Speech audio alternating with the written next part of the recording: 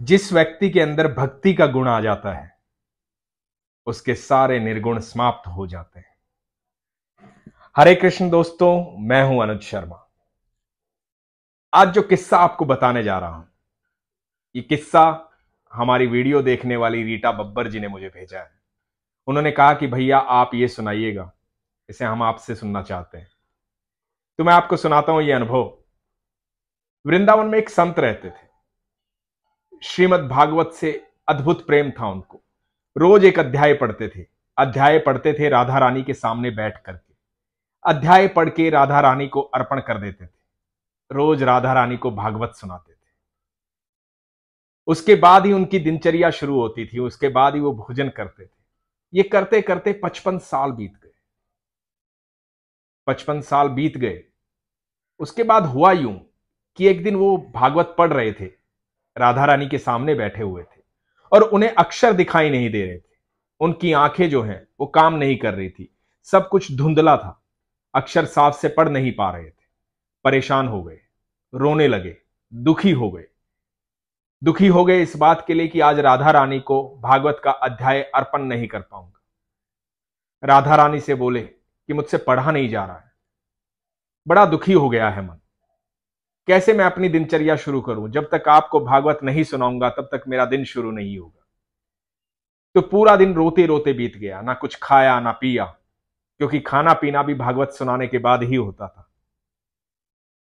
परेशानी में पूरा दिन बीत गया। शाम हुई, एक बच्चा आया। बच्चा आके बोला, बाबा दुखी क्यों दिखाई दे रहे हो? क्या बात हुई? कोई परेशानी है आपको? तो संत ने कहा कि हां बेटा, आज मैं अपनी राधा रानी को भागवत नहीं सुना पाया।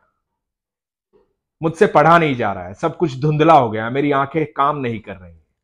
तो बच्चा बोला, बस इतनी सी समस्या है, आपकी आंखें तो ठीक हो जाएंगी, आंखें मैं ठीक कर देता हूं, आप परेशान मत होइए। तो बच्चे ने एक पट्टी दी और कहा, इसको आंखों पे बांध लीजिए, आपकी आंखें ठीक हो जाएंगी। संत ने सोचा कि ठीक है, बच्चा किसी वैद्य का बच्चा होगा, आया होगा, हो सकता है कोई ज्ञान प्राप्त हो इसे, और ज्ञान तो किसी को भी प्राप्त हो सकता है। विश्वास के साथ संत ने वो आंखों पे पट्टी बांध ली। सुबह उठे, जब सुबह उठे आंखों से पट्टी खोली तो सब कुछ साफ साफ दिखाई दे रहा था। सब कुछ साफ दिखाई दे रहा था। सामने राधा रानी बैठी हुई थी, वैसे ही मुस्कुराती हुई, साफ साफ दिखाई दे रही थी। सोचा कि ऐसा क्या था इस पट्टी में, तो पट्टी को देखने लगे और पट्टी पर देखा तो क्या मिला?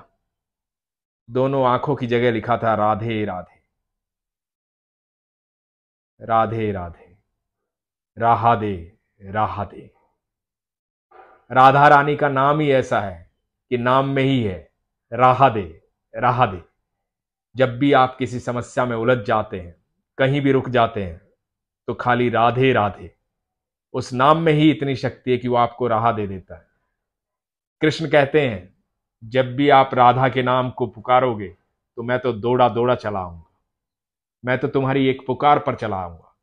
राधा के नाम में इतनी शक्ति है। राधा रानी, मैं एक छोटा सा वाक्य और सुनाता हूं आपको, इस बात से ये बात जो है पूरी हो जाएगी। नंद बाबा जो है इंतजार कर रहे थे कृष्ण का। कृष्ण जहां से चले गए वहां कभी वापस लौट के नहीं आए। तो नंद बाबा रोज सुबह फूलों की एक माला बनाते थे कि मेरा कन्हैया आएगा, वो आएगा तो उसे माला पहनाऊंगा। फूल बहुत पसंद है कान्हा को, तो कृष्ण आएगा तो ये माला पहनाऊंगा। कान्हा का इंतजार करते करते बरसों बीत गए। कान्हा द्वारकाधीश बन गए, लौट के गोकुल नहीं आए। नंद बाबा अपना काम करते रहे, परेशान रहे कि कभी तो आएगा, कभी तो आएगा। तो ऐसा कहा जाता है कि नारद मुनि आए। नारद मुनि ने कहा कि नंद बाबा किसका इंतजार कर रहे हो, क्यों रोज ये फूलों की माला बनाते हो? तो नंद बाबा ने कहा कि मेरा कन्हैया कभी तो आएगा, उसको माला पहनाऊंगा, फूल बहुत अच्छे लगते हैं उसको। तो नारद मुनि ने कहा कि वो कभी नहीं आएगा, वो चला गया, वो जहां से चला जाता है वापस कभी नहीं आता है। वो ठाकुर है, उसको अपने लक्ष्य से प्रेम है। ठाकुर इस धरती पर भगवत गीता का ज्ञान देने आए थे। अपने जीवन में सब कुछ छोड़ते हुए आगे बढ़ गए थे। अपना प्रेम छोड़ा, अपना घर छोड़ा, अपने साथी छोड़े, दोस्त छोड़े, सब कुछ छोड़ते हुए आगे बढ़ते चले गए। लक्ष्य था इस पूरी दुनिया को भगवत गीता का ज्ञान देना। लक्ष्य था अधर्मियों से इस धरती को मुक्त करवाना। तो नारद मुनि ने कहा कि आप एक काम कीजिए, वो ऐसे नहीं आएगा, लेकिन आप एक बार बरसाना की तरफ चले जाइए, राधा रानी के महल की तरफ चले जाइए, वो जरूर आएगा। और ऐसा कहते हैं कि नंद बाबा माला लेकर के बरसाने की तरफ बढ़ने लगे। जैसे ही बरसाने की सीमा पर पहुंचे, जहां नंद गांव की सीमा खत्म होती थी, कहते हैं कि ठाकुर वहां स्वयं आ गए थे। और ठाकुर बोले कि बाबा कहाँ जा रहे हो? तो नंद बाबा बोले बरसाना जा रहा था राधा से मिलने। तो बोले ना, वहां मत जाओ, शिकायत करने जा रहे हो, वहां मत जाओ, मैं यही माला ग्रहण कर लूंगा।